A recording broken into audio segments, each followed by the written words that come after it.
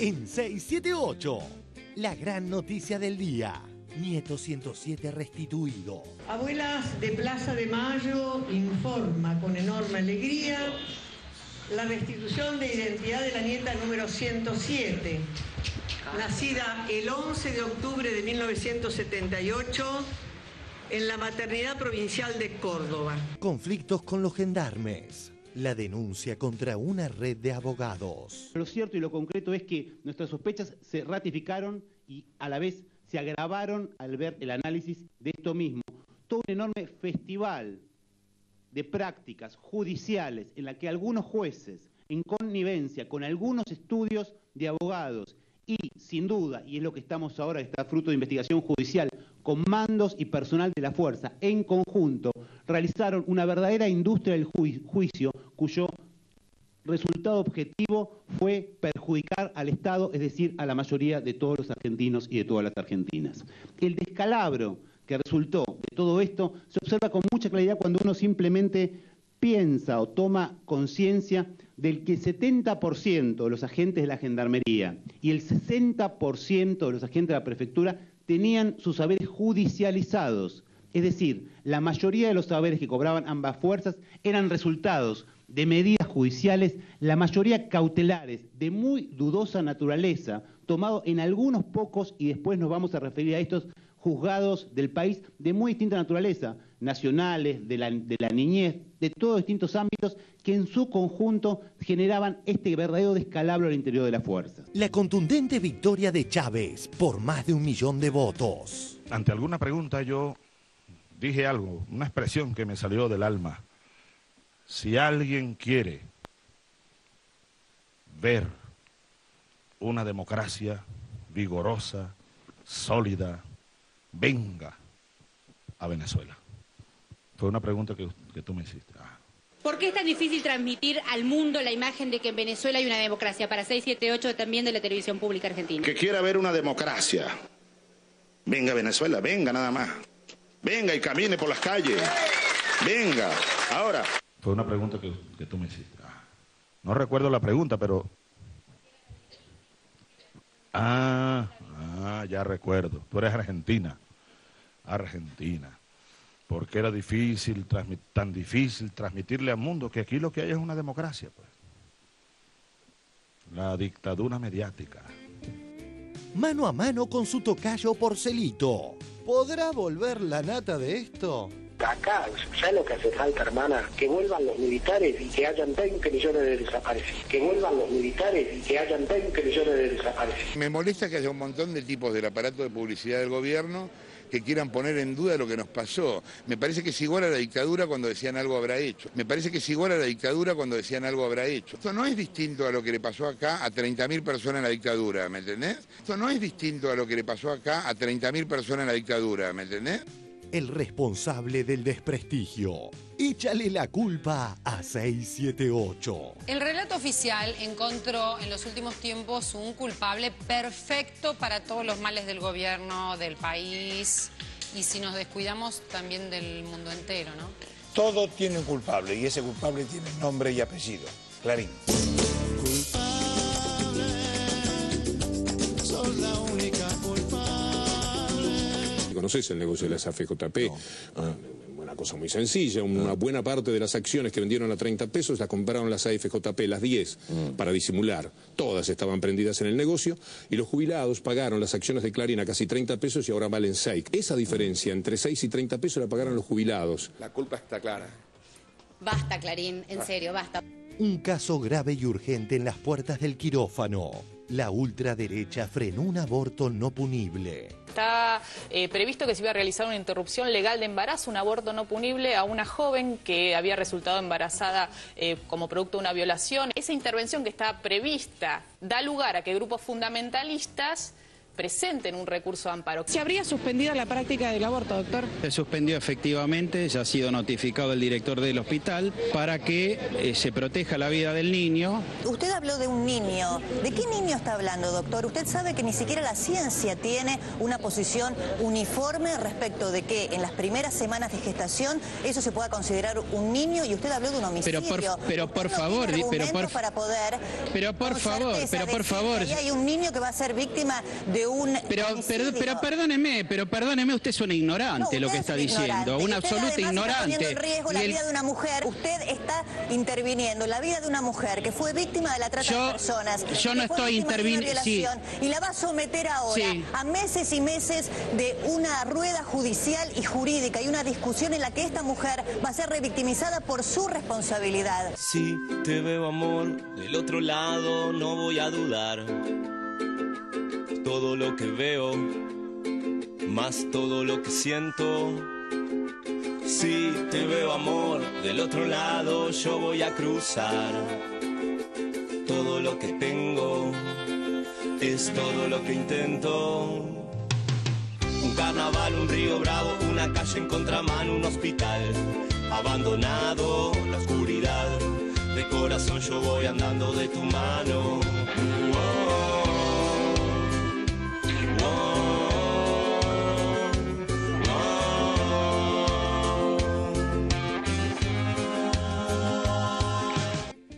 Otro día de fenomenales noticias. Otra premiación para infancia clandestina. Anoche en San Juan de Puerto Rico y Santo Domingo se hizo un festival del Caribe.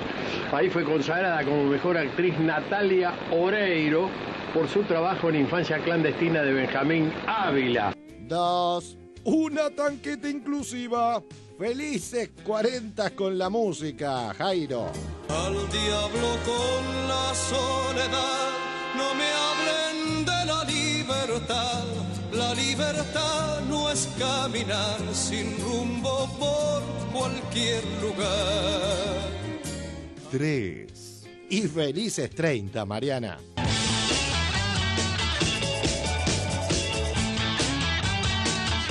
4. Agravamiento de crisis europea. Reconfirma rumbo aquí elegido. Visita que tiene programada la canciller alemana Angela Merkel a Grecia ha generado grandes movilizaciones. Miren ustedes. Ante la inminente llegada de Angela Merkel, que va a proponerle a Grecia uno de los ajustes económicos más duros de la Unión Europea. Arranca 678. El fin de largo la rompió. En relación a lo que es la promoción turística, hay una gran cultura de lo que es la utilización de los fines de semana largo por parte de las localidades que nos rodean. Acá tenemos unas 6 de 8 localidades.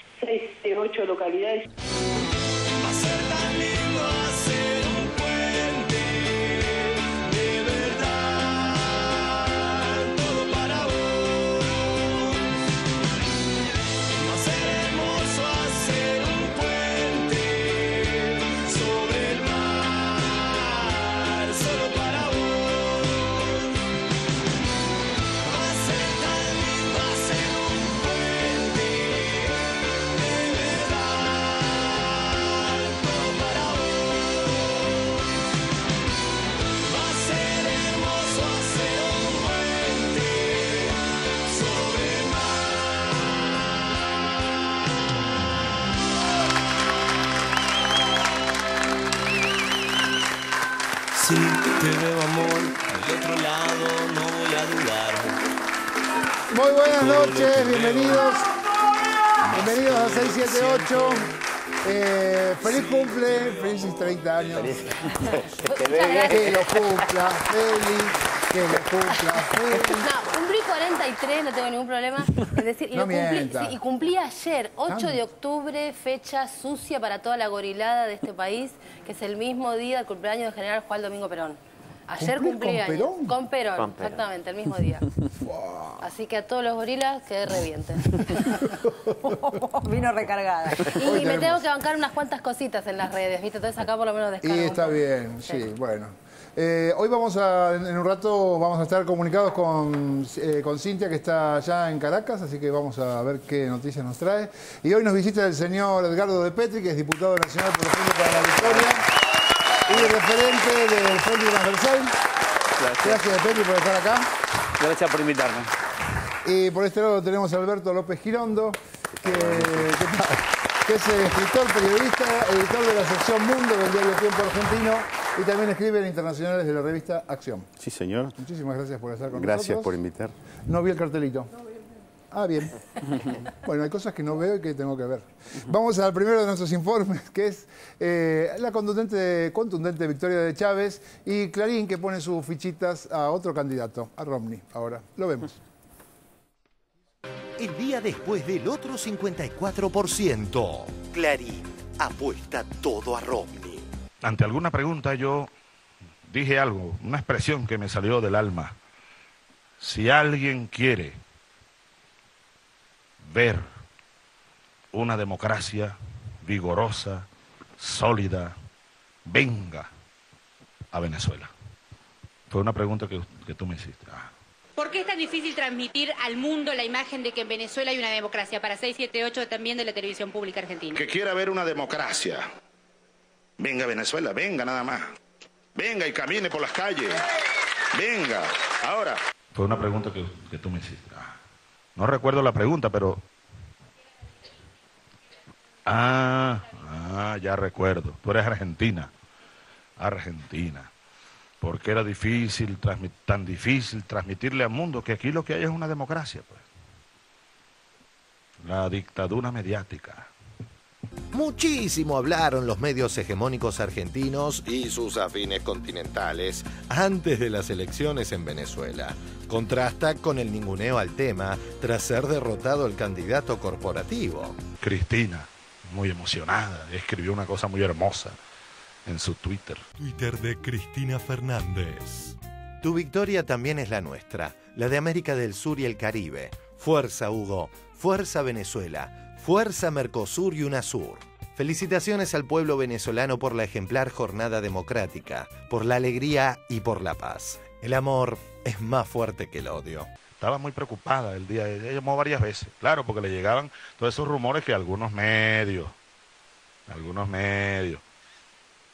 echan a correr, oyen cualquier cosa y sin buscar la más mínima objetividad o verificar, empate, no, que va arriba el otro, Capriles va ganando. Encuestas privadas dan ganador a Enrique Capriles por 3 puntos de ventaja. Vale la pena decir que hay varios medios extranjeros que están dando como ganador a uno de los candidatos. Desde Buenos Aires, todos los tuiteros acá están diciendo que ganó otro de los candidatos. Y las diferencias son realmente mínimas. Diario El País de España por Mario Vargas Llosa. La hora de Capriles. Diario franquista de España, ABC. El primer sondeo a pie de urna da la victoria a Enrique Capriles. El primer sondeo a pie de urna otorga la victoria a Capriles. Twitter del periodista internacional Andrés Repeto. Para mí ganó Capriles. Twitter de Patricia Bullrich. Anuncio para todos los argentinos. Gana Capriles. El ruido de fondo que ustedes oyen es el búnker de Capriles. Aquí hay mucho optimismo. Creo que estamos cerca de ver algo diferente en Venezuela. Twitter de Mauricio Macri. Faltan pocos días para que los venezolanos le digan basta a Chávez. Mucha suerte, Capriles, este domingo desde Argentina. Twitter de Federico Pinedo. En el búnker de Capriles, cerramos arriba. ¡Uy, uy, uy, uy, uy! ¡Gana Capriles! En la Argentina se vivió con cierta malestar algunas declaraciones del grupo de diputados opositores que usted integra, que vinieron a ver las elecciones en Venezuela, dando resultados como que ganaba Capriles. Yo no vi resultados, me cuidé de no dar resultados. ¡Uy, uy, uy, uy, uy! ¡Gana Capriles! Me cuidé de no dar resultados. Nosotros teníamos boca de urna que se ve que eran compartidas, ¿no? Porque acá hay una cosa llamada el carómetro, que es mirar la cara.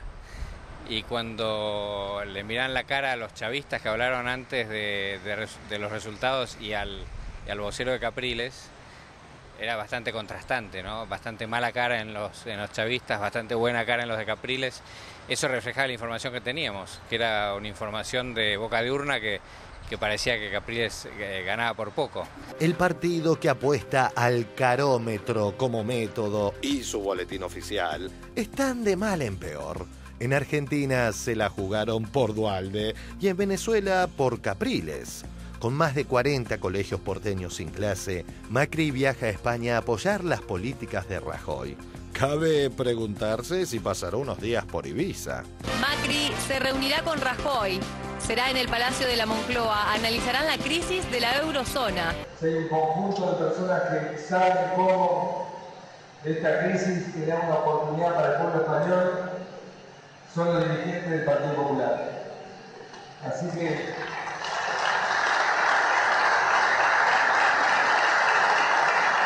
gracias de vuelta por visitarnos y espero que pronto recibamos al ya nombrado para ese momento presidente de España, el señor Mariano Rajoy. Gracias.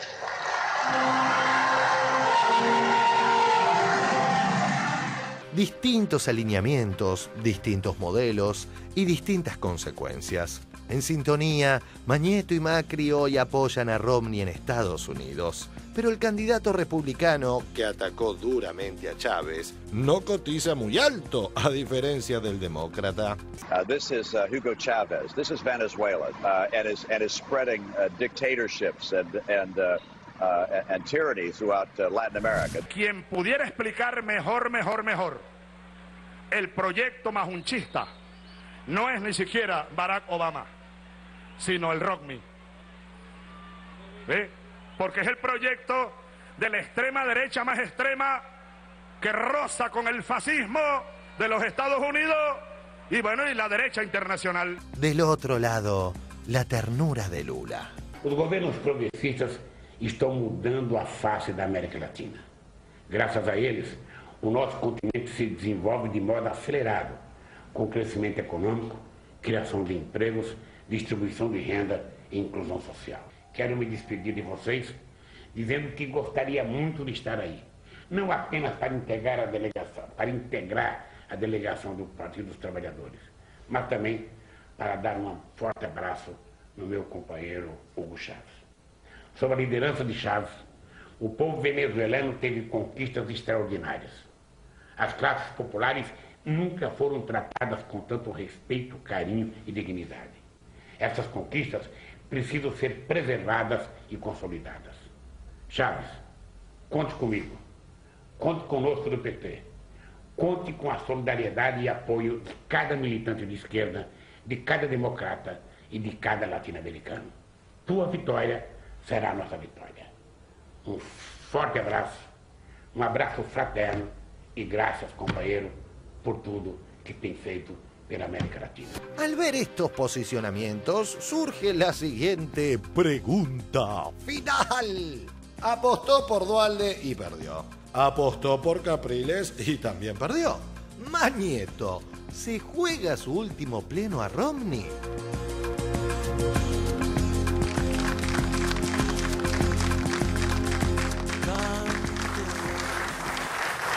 A ver, De Petri, ¿cómo viviste esto? Bueno, la verdad que lo vivimos felices.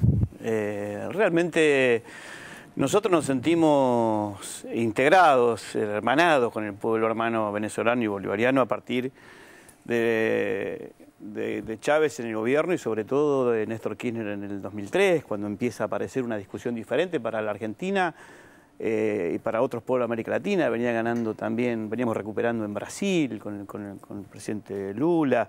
Y creo que el gran hecho trascendente que empezó a construir esta nueva etapa en América Latina fue la derrota del ALCA. ¿No? Ahí Chávez. Evo todavía no era presidente, era dirigente social y estaba en el Estadio Mar del Plata con el pueblo argentino movilizado.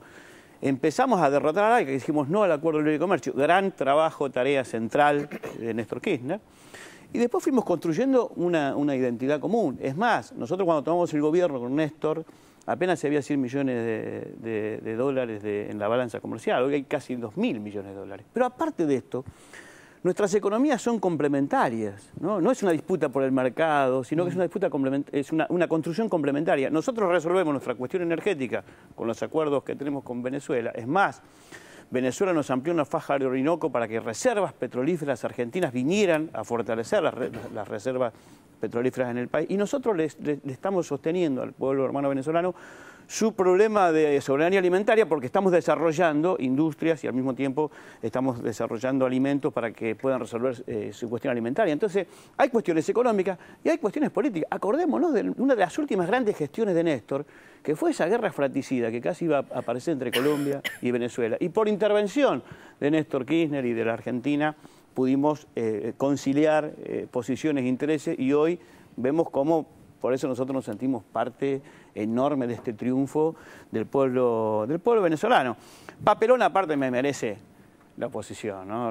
Los parlamentarios que dieron cifras antes de la veda, y lo de la Nata que compite con Moria Kazán para ver quién hace más escándalos internacionales, ¿no? Quién está más en el escenario de los escándalos internacionales. Pero al mismo tiempo, lo grave de eso, tanto de la Nata como de los diputados opositores, que ellos fueron a consagrar una operación mediática, que era que si Chávez no ganabas por el 11%, como terminó ganando, y ganaba apenas por el 1% o por el 2%, se iba a desatar una campaña internacional acusándolo a Chávez de fraude, si ganaba por 1 o 2%, e iban a impugnar todo el proceso electoral. Creo que eso es lo grave que fue hacer una representación parlamentaria más el multimedio más importante como el Grupo Clarín para ilegalizar e ilegitimar un triunfo enorme como fue el triunfo de Hugo Chávez y el pueblo venezolano. Girando, ¿cómo es esto de la derecha internacional? Porque digamos, no sé, yo no supe de muchas movidas de diputados de partidos de izquierda yendo a apoyar y sí de derecha. Bueno, el tema es lo que dice De Petri, es cierto, es decir, había toda una operación para primero intentar demostrar que iba a haber fraude y después para intentar, la Nata lo intentó en un artículo que sacó en Clarín, que él dice que se escribió a las 4 de la tarde cuando todavía no había resultado, para demostrar la división que había dentro de la sociedad venezolana. Esto fue una operación muy clara, pero mira, yo me quedé con una palabra que dijo Pinedo. Él habló del carómetro.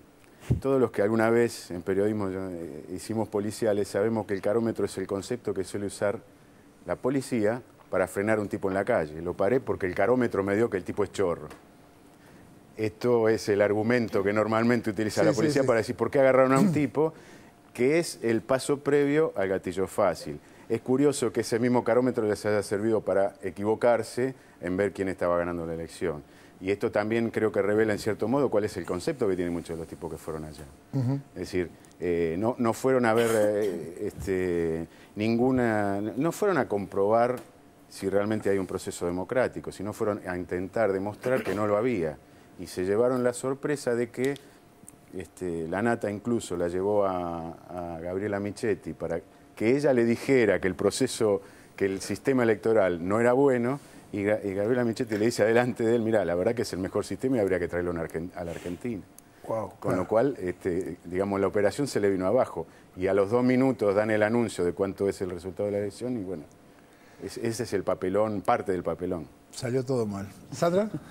Sí, bueno, además de todas estas cosas, un poco lo estuvimos comentando ayer, pero yo quería agregar un poco el tema de Capriles, ¿no? Porque por fin la oposición venezolana, que por cierto hizo una buenísima elección, consiguió un candidato que es muy joven, tiene 40 años. Acá se dicen muchas cosas de la gente de 40 años. De Capriles ni pasó como inadvertido, en realidad es un atributo a su favor.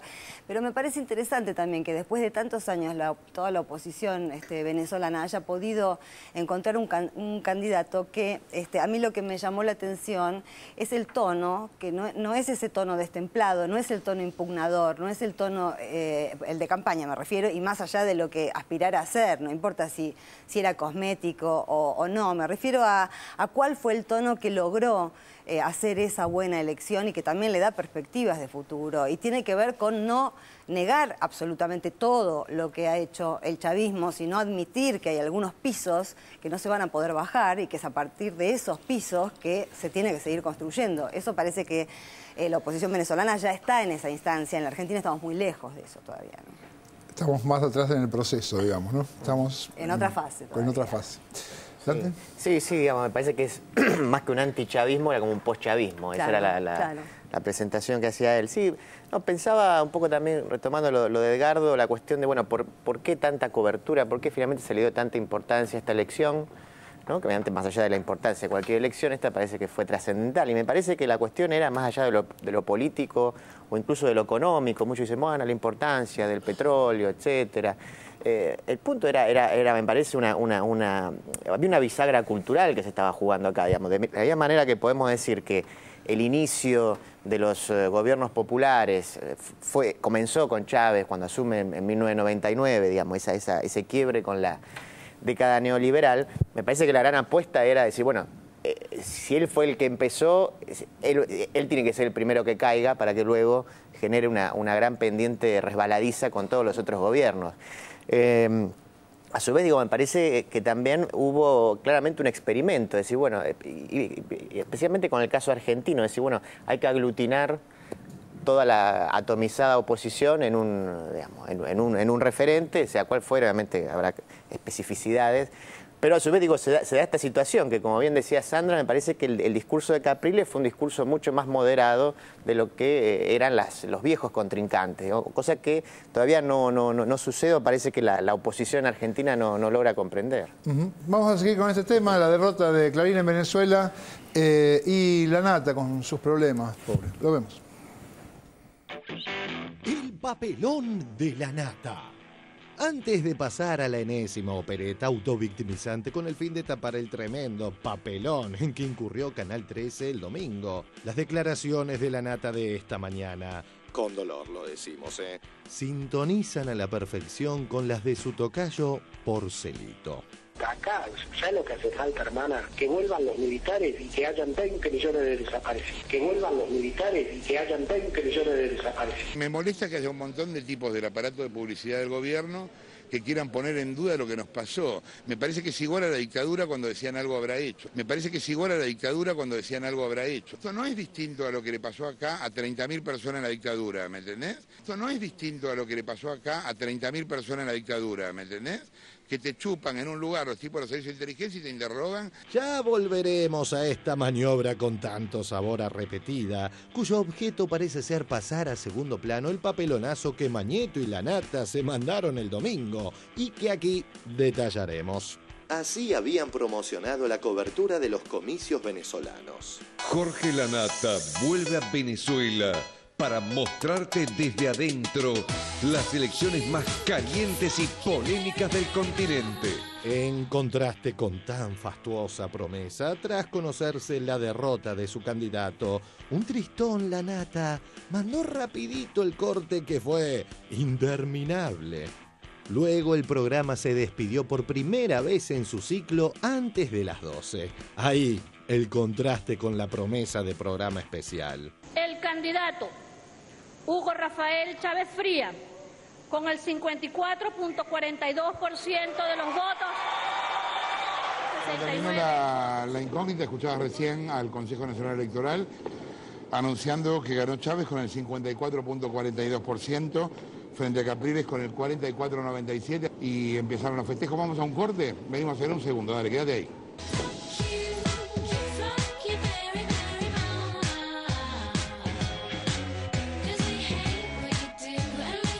De El Peronauta. ¿A la nata lo censuraron o terminó abruptamente el programa por el papelón?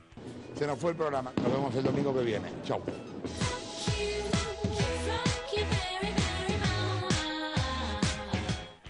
Pero Jorge no habría de volverse con las valijas vacías. Twitter del diputado Jorge Rivas. Más de 12.000 periodistas se acreditaron en Venezuela para cubrir las últimas elecciones. El único que denunció... Bueno, la noticia tiene carácter de urgente porque ha generado mucha preocupación la situación de Jorge Lanata en Venezuela. Gravísima situación con Jorge Lanata en Venezuela. Jorge Lanata y el resto de los periodistas del equipo del 3 y de TN envueltos en una situación confusa. La situación preocupante es que han sido retenidos allí en el aeropuerto antes de abordar el avión sin ninguna causa aparente. Bueno, estamos con cierta preocupación. Nuestros compañeros fueron retenidos bajo amenaza de quitarles el material de trabajo. Felizmente, hasta ahora a ningún periodista argentino le ha pasado lo que a la Nata le ha pasado en Caracas. Pero hay que preguntarse si no estamos lejos de que eso nos pase acá. Nos borran las computadoras, nos borran los teléfonos y se quedan con los discos del canal. Facebook de Lorena García. Hola Jorge, te cuento que el resto de los periodistas del mundo usa Dropbox para mandar notas, archivos, etc. Probalo, es excelente, no se pierde ni borra nada. Dicen que inteligencia le dijo al embajador que vos provocaste con una carpeta. De ninguna manera, la carpeta la mostraste al aire. Explícame qué es provocar con una carpeta. ¿Qué hice? ¿Le metí una carpeta en el culo al tipo? ¿Qué es provocar con una carpeta? Ahora, lo que es increíble es que el embajador parezca un funcionario chavista en la embajada argentina, porque el embajador tendría que estar acá para defenderme a mí, no para defender a los chavistas. Se plantea esto de que había habido supuestamente extracción de material. Claro, el periodista La Nata denuncia que le borraron la información de los computadores y retuvieron material, teléfonos y computadores. Bueno, con eso volví a llamar al ministro del Interior, rápidamente me dijo que no era así, pero que me pusiera en contacto, que me iba a llamar directamente el jefe del Servicio de Inteligencia de Venezuela. Hablé con el general a cargo de ese servicio y me planteó que en realidad no había habido ninguna extracción de material, ni se había sacado o borrado material de ningún lado, ni de celulares ni de computadoras. Eso me lo aseguró, más, obviamente que le pregunté si yo le podía decir esto oficialmente, me dijo que sí. Me dijo también que había habido una especie de provocación en la salida de este grupo, mostrando una carpeta... ¿Por parte de quién? Por parte de periodistas de La Nata, mostrando una carpeta del servicio de inteligencia muy visible. Eso el personal de la salida lo retiene para consultarlo por qué tenía esa carpeta del servicio de inteligencia. Digo, es como entrar o salir de Estados Unidos con una carpeta de la CIA en la mano. Chepi es un hijo de puta. Es un hijo de puta, no tengo absolutamente ninguna duda. Y la confirmación de que el gobierno venezolano, o por lo menos la comunicación oficial del gobierno venezolano, de que no hubo sustracción de material ni se le borraron datos. Tal cual, eso me lo aseguraron. Yo llamo al embajador en el medio del aeropuerto diciéndole a su celular: embajador, siempre habla Jorge La Nata. En este momento nos están secuestrando. En este momento nos están secuestrando. Somos 7 personas. Estamos rodeados por 8 personas de civil sin identificación. Vamos a hablar un poco de La Nata. Yo por lo menos he hecho coberturas en el exterior. No es tan infrecuente que te demoren. No es tan infrecuente. Ahora, de una demora a un secuestro me parece que hay una distancia grande, muy, pero muy grande. En este momento nos están secuestrando. Está planteado desde el Grupo Clarín como si fuera un hecho gravísimo. Gravísima situación con Jorge La Nata en Venezuela. Me parece un hecho menor, no me parece un hecho grave. Hoy es curioso, los dos diarios del Grupo Clarín hablan más de La Nata que de Chávez. Pero realmente me parece que el despliegue mediático que hace el Grupo Clarín es desproporcionado.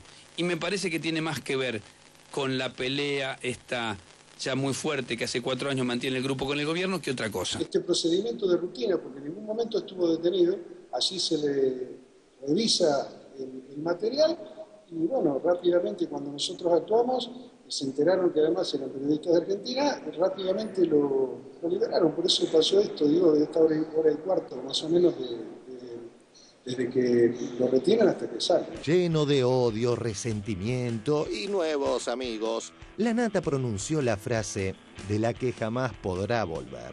Me parece que es igual a la dictadura cuando decían algo habrá hecho. Esto no es distinto a lo que le pasó acá a 30.000 personas en la dictadura, ¿me entendés? Los exabruptos son producto de la falta de credibilidad. Es que Jorge cada día resulta menos confiable y en su mismo grupo lo toman para la chacota, ¿vio? Cuando arrancó su programa lo rotularon La Nada y ahora se mofan de sus ínfulas detectivescas. Clarín Web TV, segundo programa de La Nada en el 13. La Nada en el 13. Publicación del Grupo Clarín. Ojo con 007. Como bien decía ayer Cintia, de los más de 12.000 periodistas que estuvieron en Venezuela, el único que tuvo problemas fue La Nata, y encima al llegar y al irse. Podría decirse que si alguien es el único en tener problemas siempre, el problema es ese alguien, ¿no? Bueno, desde que llegamos a Tucumán, que nos estuvieron siguiendo. 2 coches de espías de Alperovich que nos iban siguiendo por toda la ciudad. Y de otro, cuando ya se dieron cuenta que estábamos, nos echaron a patadas. Uno de los hoteles era el de Cristina, el otro el de Néstor. Gravísimo el equipo de Periodismo para Todos de Jorge La Nata, que estaba trabajando en Jujuy, fue atacado y robado. Vas a ver lo que pasa en Formosa. Yo estoy muy impresionado con lo de Formosa. Vos fíjate cómo nos recibió un periodista muy cercano al gobierno. La historia del miedo estaba muy presente en San Martín de los Andes. Llegamos y nos decían que estábamos organizando un escrache contra nosotros. El hijo de Copetti nos siguió con un auto durante toda nuestra estancia ahí. Mira, es ese auto blanco que ves ahí. A 4 días de las elecciones presidenciales en Venezuela, Jorge La Nata y el equipo de Todo Noticias fue demorado.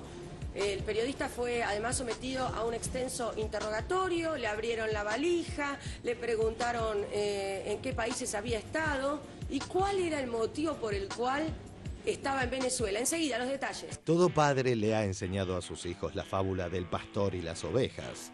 Y el día en que el plagiador serial diga la verdad, ya a nadie le creerá.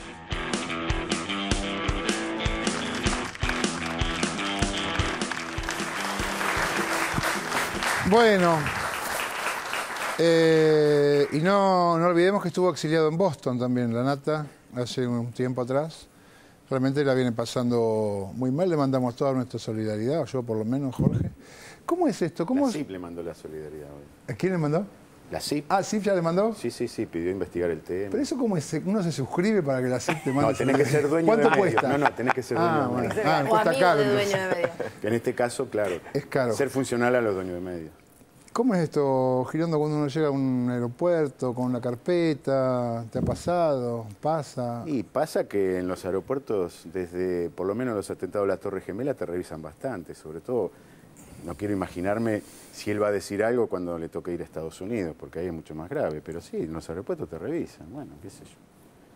De todas maneras, esto está calcado, perdón, pero La Nata se repite, como vimos en la edición, se repite a sí mismo, pero además esta escena está calcada de lo que le pasó a Mario Vargas Llosa y a Álvaro también hace 1 año y medio. Denunciaron exactamente lo mismo, desde acá todo el Grupo Clarín les hizo notas, como los perseguidos y los demorados en el aeropuerto, y habían pasado 1 hora y media en migraciones, eso era todo. Claro. Es un episodio calcado. Sí, pues digo, si la acusación, chiquito, fuese por espionaje, digamos, porque ellos dijeron que había sido una acusación por espionaje y te liberan a la hora. Qué poco.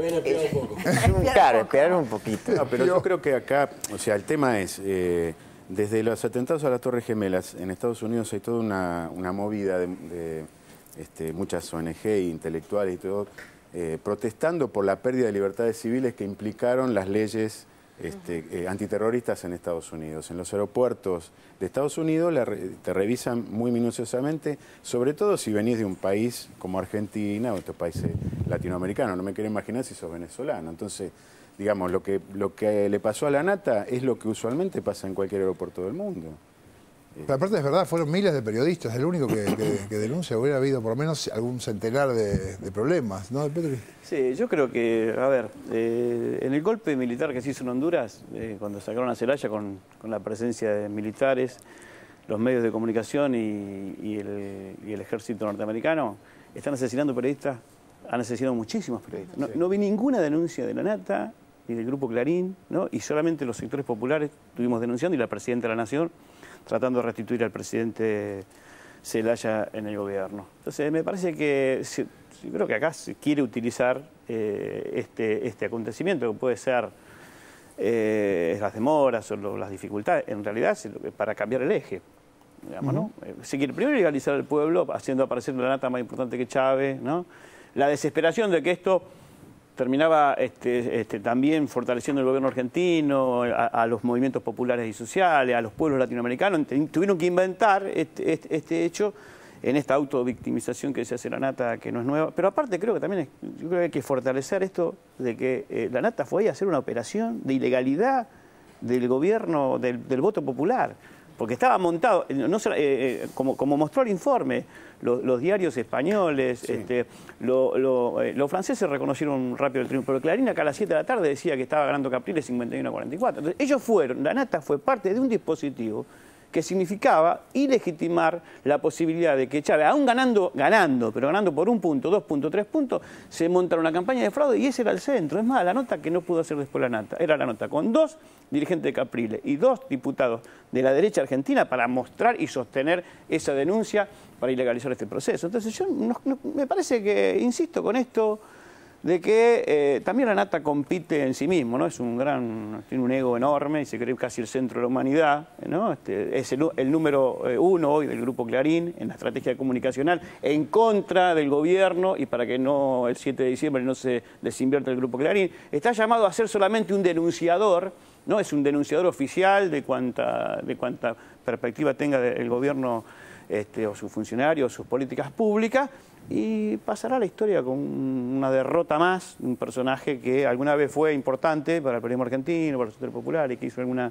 construcción diferente y que hoy está rentado por Mañeto, por el Grupo Clarín, y va a hacer todas las operaciones que le indica el grupo. Yo quería marcar un dato que me parece que no ha trascendido lo suficiente, y es que una de las personas que habló de cómo fueron el trato a los medios de comunicación y cómo fueron las elecciones fue Patricia Yaniot. Ella es la cara visible de la CNN en español y dijo que fue un proceso ejemplar. Habló del carisma de Chávez, de cómo inunda todo, y también dijo que vio muy buena predisposición hacia la prensa extranjera. Esto me parece que aclara todo lo que pueda decir de la CNN. Y quería decir dos cositas más. Una, que me parece que es muy interesante el proceso que se está dando en América Latina, porque los sectores populares han debido siempre pensar en la patria grande, a veces pudieron llevarlo adelante, a veces no. Me parece que lo que se está dando ahora obligó a la derecha a también pensar la región. Pero no, siempre pensaron la región, pero de modo oculto. Me parece que ahora esto de tener que sacarse la careta y decir yo soy de derecha y juego con esta derecha, los pone en un lugar que de hecho, y acá una conexión que puede llegar a parecer delirante, pero que para mí por lo menos no lo es, 2 de las personas, hoy renunció Tetamanti, que era el juez que iba a ocupar el juzgado donde estaba la causa de Clarín, el 161, donde iban a hacer el gran desastre de decir que era inconstitucional para que antes del 7 de diciembre pasara algo. Bueno, ese juez hoy renunció. 2 de las personas que estaban en Venezuela y que realmente pasaron un papelón político eran uno, Aguad, miembro del Consejo de la Magistratura, y el otro, Alejandro Fargosi, que es el representante de los abogados en el Consejo de la Magistratura. Está en la foto que se sacó toda la derecha. Quiero decir, en esa cosa concreta hay un vínculo de cómo lo que pasa en otro país impacta directamente. Frente a ese papelón, y acá especulo yo, la misma corporación jurídica le debe haber dicho a Tetamanti, momento, no te juegues tanto por esta otra corporación porque vos sos de los nuestros, nos haces pasar un papelón a nosotros. Entonces digo, hay una vinculación que hay que leer, me parece, en este tono, y yo saludo entonces esta cosa integrada que proponen los diferentes sectores populares de América Latina, porque obligan a que todos se saquen la careta y muestren cómo están jugando. Me parece que eso es muy interesante de lo que pasó en estas últimas 48 horas. Yo lo que iba a decir es, con algo que dijo De Petri, inmediatamente de conocerse el resultado, vocero del Departamento de Estado de Estados Unidos y la representante de Relaciones Exteriores de la Unión Europea, Catherine Ashton, dieron una recomendación al gobierno de Chávez de que respetara las minorías, de que respetara los 6 millones y pico de votos, como si después de haber ganado el tipo, o sea, ganó una elección limpia, nadie pudo decir nada, pero igual es un dictador. Claro. Solo porque ganó, es decir, el dictador es el que gana y no es de ellos, digamos. Pero en este caso, digo, era casi insultante, porque decir, bueno, escúchame, acaban de votar, todavía los votos están tibios, y venís a decir que respeten a la minoría, ¿cuándo no la respetaron? Nadie le recomienda a Obama que respete a la minoría cuando termina. Bueno, vamos a otro informe. La ultraderecha frenó un aborto no punible aquí en la ciudad de Buenos Aires. Lo vemos. Un caso grave y urgente en las puertas del quirófano. La ultraderecha frenó un aborto no punible. Antes de adentrarnos en lo acontecido hoy, recordemos que la semana pasada el vetador serial Macri vetó el aborto no punible, ley que fue discutida durante 5 años en la legislatura porteña. Macri anunció el veto vía Twitter. Twitter de Mauricio Macri. Hemos decidido vetar el proyecto de la legislatura porque excede el marco regulatorio que dispuso la Corte Suprema de Justicia de la Nación. Estamos con Jorge Seltzer, quien es el presidente de la Comisión de Salud de la Legislatura de Buenos Aires. Bienvenido. Hola, buen día. Mauricio Macri, que habla tanto de consenso, de democracia, de diálogo con la oposición, es el menos indicado para criticar, porque ha vetado más de 100 leyes. Y él mismo, en la sociedad rural, se manifestó como el jefe del veto. Diario Página 12. Al jefe de gobierno lo abordaron en una cena de una agrupación que dirige el ex titular de la Sociedad Rural, Guillermo Alchourrón. Le preguntaron si iba a vetar la ley y se sonrió. Soy el jefe del veto. No hay ninguna virtud ser el jefe del veto. Ser el jefe del veto es ser un exponente de lo antidemocrático, de la falta de respeto por la oposición, porque este proyecto tuvo el apoyo de todos los partidos políticos opositores y de 30 votos en la legislatura. El gobierno del capitán Veto. ¿Cuántos vetos tiene el gobierno de Macri hasta acá, señora? Macri vetó hasta altura del partido 107 leyes en la ciudad de Buenos Aires. Uno solo se pregunta qué pasaría. Digo, vos querés que discutamos el aborto a nivel nacional, decime qué puede llegar a pasar si a la semana de discutir el aborto a nivel nacional la presidenta decide vetarlo. Digo, ¿no? Digo, estaríamos ante un escándalo nacional. Yo no veo ese escándalo en la ciudad de Buenos Aires porque Macri está por vetar, o vetó ya, y no sabemos porque no aparece en el boletín oficial, una ley que acaba de votar la legislatura sobre un tema tan sensible después de discutirlo 5 años en la legislatura de Ciudad de Buenos Aires, y que es el veto número 107 en la Ciudad de Buenos Aires. Cintia, ¿hizo bien Mauricio Macri en vetar el protocolo? Sí, totalmente. Yo digo, qué terrible, ¿no? Porque una chica desprotegida que ha sido violada, el Estado lo único que se preocupa es cómo se lo resuelvo sacándole el bebé. Las mujeres no van alegremente a abortar. La mujer que llega a un aborto llega a una situación desesperada. No la vuelva a victimizar, no la vuelva a castigar, déjela que elige. En el día de hoy se iba a realizar el primer aborto no punible a una mujer que fue víctima de trata de personas y de violación. Esta intervención ya estaba prevista antes del veto del jefe de gobierno porteño, pero la Asociación Ultracatólica Provida no estaba enterada de este aborto que se iba a realizar, hasta que sin querer queriendo, Macri les avisó. Está previsto que se iba a realizar una interrupción legal de embarazo, un aborto no punible a una joven que había resultado embarazada como producto de una violación. Esa intervención que está prevista da lugar a que grupos fundamentalistas presenten un recurso de amparo. ¿Se habría suspendido la práctica del aborto, doctor? Sí, buenos días. Sí, se suspendió efectivamente, ya ha sido notificado el director del hospital en una acción cautelar promovida por la Asociación Civil para la Promoción de Defensa de la Familia, Profamilia. Organización que imaginamos usted representa. Yo soy el apoderado de la asociación. Apoderado judicial. Bueno, la asociación, velando por el interés menor del interés superior de la persona por nacer, velando por el interés menor del interés superior de la persona por nacer, instauró esta demanda para que se proteja la vida del niño. Usted habló de un niño. ¿De qué niño está hablando, doctor? Usted sabe que ni siquiera la ciencia tiene una posición uniforme respecto de que en las primeras semanas de gestación eso se pueda considerar un niño, y usted habló de un homicidio. Pero por favor, hay un niño que va a ser víctima de un homicidio. Pero perdóneme, usted es un ignorante, lo que está diciendo, un absoluto ignorante. La vida de una mujer. Yo no estoy poniendo en riesgo absolutamente. El artículo de la Constitución le habilitaba a practicar. Eso es absolutamente nulo, el fallo de la Corte, y me llama la atención que usted como periodista ponga a hacerse actos de agresión de esta naturaleza. Señor, usted está interviniendo en la vida de una mujer que fue víctima de la trata de personas. Yo no estoy interviniendo. Sí. Y la va a someter ahora a meses y meses de una rueda judicial y jurídica y una discusión en la que esta mujer va a ser revictimizada por su responsabilidad. O mejor dicho, no es victimizada.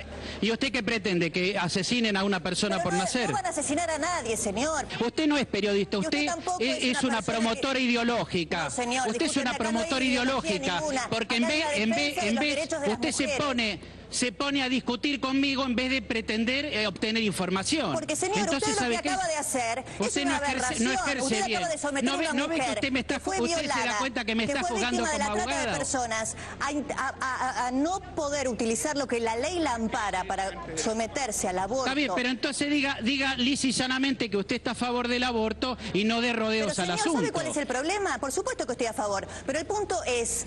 bueno, ya lo dijo, ya lo dijo. Usted no permita que sus ya lo hijas, dijo, que está a que favor sus hermanas, contra. que sus personas de círculo íntimo se sometan a ningún aborto. Me parece absolutamente respetable. Usted no lo haga, pero deje que tenga la libertad otra mujer de elegir lo que quiera hacer. Pero ¿cómo va a tener la mujer libertad de matar a otra persona? Pero no mata a ninguna otra persona, señor. Que hay otros argumentos desde el punto de vista jurídico y científico que refutan sus teorías. Usted lo que pasa es que es una, como periodista es una maleducada, que está, lo único que hace es, en vez de pretender obtener información, está haciendo acto de agresión.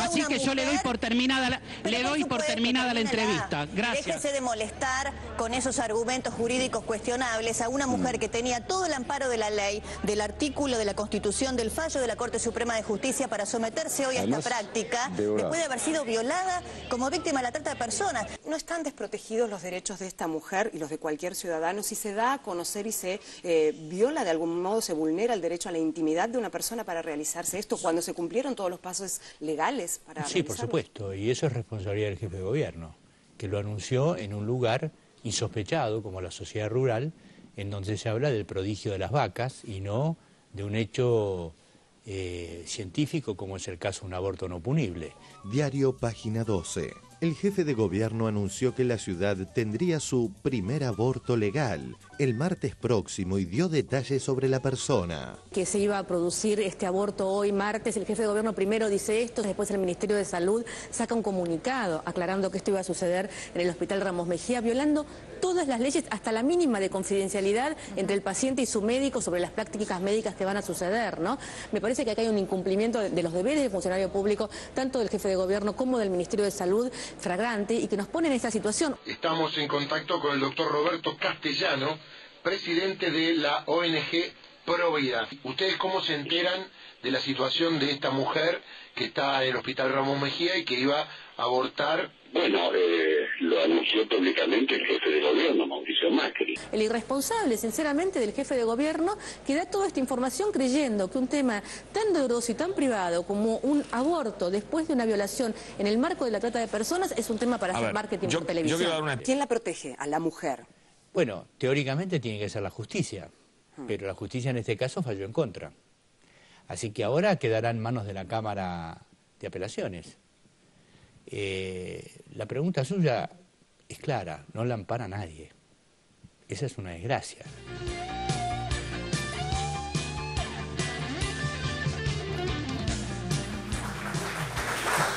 A ver, es asombrosa la doble perversidad de Macri, ¿no? Que mientras por un lado veta la ley que había acabado de ser votada, además vende como una ventaja en la ciudad de Buenos Aires que ya va a ser el primer aborto legal y en realidad está entregando a esta mujer para que no le permitan hacer el aborto. No creo que lo haya vendido como una ventaja. Creo que le abrió la cancha a la ultraderecha. Sabía perfectamente que iba a pasar esto.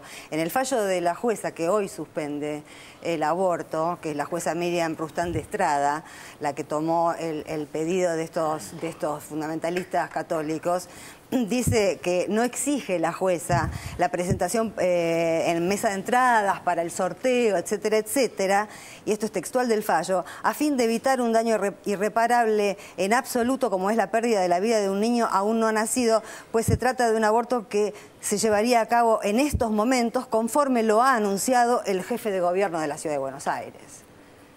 No es inocente lo de Macri. Macri se hace. No, yo no dije que era inocente. No, a veces parece, ¿no? Parece no es inocente, pero no es obviamente inocente. que no. Ahora, contra un fallo de la Corte Suprema de Justicia de hace pocos meses también. Sí, igual está toda la trampita también de que ahora van a apelar ese fallo, aún vetando lo que votó la legislatura porteña. Entonces, lo que me parece también terrible es que te ponen en un lugar de no comprender lo que está pasando, ¿no? Hay todo un mecanismo como de confusión también en eso que me parece... De todos modos, acá el eje es que hay una mujer que hoy no pudo ejercer su derecho. Yo prefiero, digamos, como quedarme ahí por una responsabilidad política tremenda del jefe de gobierno, y es que hoy una mujer que había sido víctima de trata no pudo ejercer el derecho que le da el código y que le dio la Corte, por si quedaba alguna duda. Me parece que eso es como... A mí me da mucha vergüenza, me da mucha vergüenza de género y digo del masculino, que los hombres nos pongamos a opinar acerca de los derechos que tiene una mujer sobre algo que solamente una mujer puede pasar y puede sentir, como es tan aberrante ser la trata de personas, como haber sido violada y llevar en tu vientre un hijo de alguien que te violó y que te hizo tanto daño, y un daño irreparable para ellos. Todos estos hombres que salen ahí a hablar y se ponen y se llenan la boca hablando de moral, no tienen moral para hablar de la mujer en un lugar que nosotros como hombres nunca nos vamos a poder ni siquiera imaginar de lo maravilloso que es tener un hijo y engendrar vida. No es algo de lo cual carecemos los hombres. Imagínate en un caso tan terrible como este. Hay una realidad. Mueren un montón de chicas por año por abortos clandestinos. Lo que pasa es que todas estas personas que defienden y están en contra del aborto tienen la posibilidad de que si quieren hacer un aborto y lo necesitan, pueden pagar para tener los mejores servicios. Generalmente generalmente no, siempre, las chicas que mueren son las que menos recursos tienen. Y eso es una realidad. Si quieren luchar por la vida, luchen por la vida, porque cuando muere una mujer que se fue a hacer un aborto clandestino, muere el bebé que ellos están defendiendo y muere la madre. Sí, yo encararía la acción de Macri más desde la estrategia política. O sea, él primero avisa que el martes, lo avisa la semana pasada, que el martes se va a realizar el primer aborto, para que eso cubra, digamos, tape lo que finalmente después iba a hacer, que era vetar, en realidad, el protocolo que había votado la legislatura. Al vetar ese protocolo queda vigente el otro, que era el protocolo que había firmado Lemus, ¿no? Y que en realidad es un protocolo mucho más restrictivo, que genera un montón de dificultades a las mujeres. Digo, por lo pronto digo, restringe a que el aborto no punible se realice dentro de las primeras 12 semanas. Después permite que el médico haga un montón de consultas interdisciplinarias, que finalmente lo que va a terminar haciendo es que se dilate la decisión, cosa que la Corte Suprema fue clara en eso también. Y además le permite a los médicos ser objetores de conciencia en cada uno de los casos particulares. Y además hacerlo de manera confidencial, con lo cual, digamos, si vos sos mujer y querés hacerte el aborto, tenés que ir a cada puertita y consultar. ¿Usted me deja? ¿Me lo hace? No, vaya a la otra, ¿no? Esa es una cuestión. Y después me parece que se está cambiando el eje de la cuestión, porque volvemos a discutir sobre el aborto, cuando en realidad no es esa la discusión que se está dando. La cuestión es, hay un fallo de la Corte que aclara una trampita que se hizo en el Código Penal en 1919 acerca de una coma, que entonces no se sabía bien si el aborto no punible se restringía a los casos de mujer demente o idiota. La Corte dice no se circunscribe a eso, sino que lo ampliamos a cualquier tipo de violación. La Corte da el fallo y es eso, no estamos discutiendo despenalización del aborto. Hace 90 años que existe el aborto no punible. Exacto. Y hoy todavía tenemos un juez que te dice que eso no es así. A mí me parece increíble que haya jueces que en lugar de defender al ciudadano defiendan sus propias convicciones. Lo que pasa es que muchos temas se están confluyendo en estos días, muchos temas donde nos estamos dando cuenta que el Poder Judicial tiene enormes cuentas pendientes con la democracia, porque por donde mires, en los temas por donde mires, aparecen jueces corruptos. Sí, no solo parece jueces corruptos, sino que somos testigos, un montón de cosas que no tenemos que ser testigos. Un tema que no tiene nada que ver, pero parece que tiene que ver también es la banda esta, la cheta, que está en todos los medios. Estamos escuchando escuchas telefónicas de gente que todavía ni declaró. ¿En qué momento a los medios les llegan esas escuchas? ¿Cómo llegan a los medios? ¿De dónde salen? ¿Cómo las compran? ¿Cómo las entregan? Me parece muy raro. En este caso, así como hay jueces que fallan por complicidades económicas, hay jueces que fallan también por complicidades religiosas. Acá lo que está pasando es que fallan no con lo que dice la ciencia o el derecho, sino que están fallando con un fundamento religioso que le impide, ¿no?, a una persona en estas condiciones poder ejercer su derecho. Me parece que este es un debate que está habilitado y que hay que seguir trabajándolo durante todo el tiempo. Sí, una cosita. Digamos que en realidad había una falacia ahí en la discusión entre Plager, entre la chica de C5N y el abogado, que era la cuestión acerca de si vive o si no vive, si tiene derechos en la panza o tiene derechos. Hablaba de niño. Claro, en realidad, porque ahí la cuestión hay que separar vida de persona. No son lo mismo. Ahí me parece que está el error. Es decir, persona es un sujeto de derecho. No necesariamente toda vida es sujeto de derecho. De hecho, hay un montón de autores muy interesantes, por ejemplo, que hablan de no humanos personas. Si, por ejemplo, un animal. es un mono. Un mono puede tener derechos, puede ser un sujeto de derecho, en ese sentido puede ser una persona, ¿no? Así que digo, ahí está el error de suponer que la discusión es una discusión, si quieren, biológica, como que la ciencia pudiera determinar cuándo algo es persona. No es un asunto de la ciencia, es un asunto jurídico, y los asuntos de derecho y los asuntos de leyes son convenciones. Igual una cosa me parece que en este caso, yo vuelvo como al hecho puntual, y es que esa discusión obviamente que se atraviesa desde que se empezó a discutir abiertamente la cuestión de si hay que despenalizar o no el aborto. El tema acá es que esta mujer, esta chica, no tiene por qué entrar en esa discusión, porque hay una ley que es, a mi criterio, absolutamente menor respecto de lo que yo ansío, pero bueno, lo que hay es eso, y eso que hay la ampara ella. Y la Corte la amparó. Entonces, aún ella, con esa ley, que a mi criterio es menos de lo que yo deseo, la ampara y sin embargo, y la Corte, y no la dejan. Me parece que el tema es que no se le permite cumplir una cosa que ya está. Que ya está. Bueno, vamos a hacer un corte y después venimos con Cintia García desde Caracas, ¿eh? Vamos.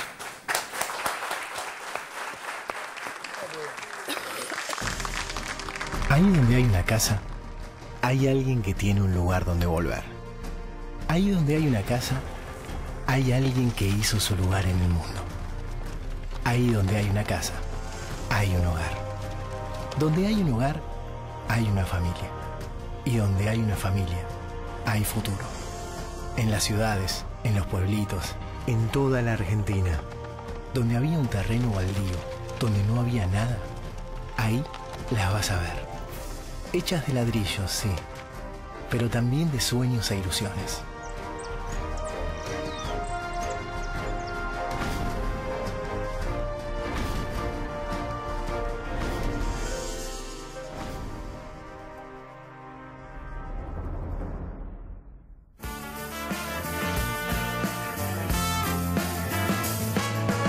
Sacar de quicio a las viejitas y a los niños, tener sitiada toda la ciudad.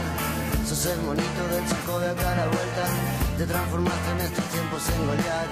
Lucís sin culpa la remera de Guevara y displicencia de entrevero y mal.